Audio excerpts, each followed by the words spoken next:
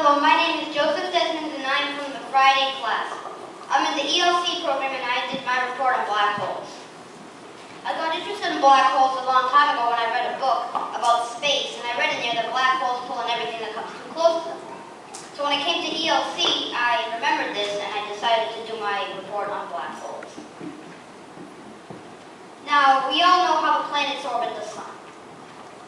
It's because the sun has gravity, and this gravity causes the planets to go around the sun. So imagine if the sun wasn't there. Then something invisible would have gravity, and then you just have spinning planets. Well, one day, a French astronomer named Pierre Laplace saw this, and he wondered what it was. So he went to explore it more.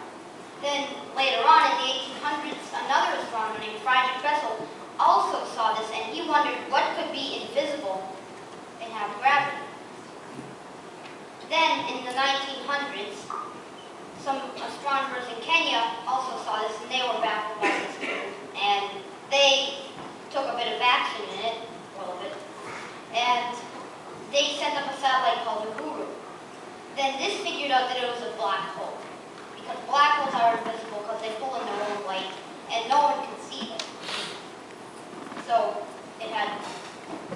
So they named this black hole Cygnus X1.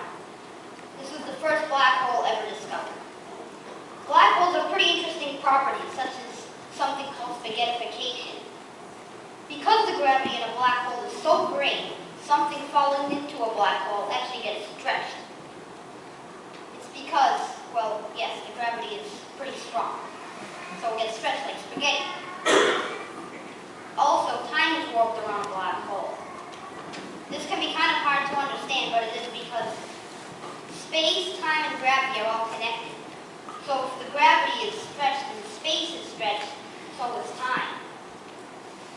So time is actually stretched around a black hole, and 2 minutes in a black hole is 5 days outside of the black hole. Now there really is no conclusion to black holes because the discoveries are just never ending.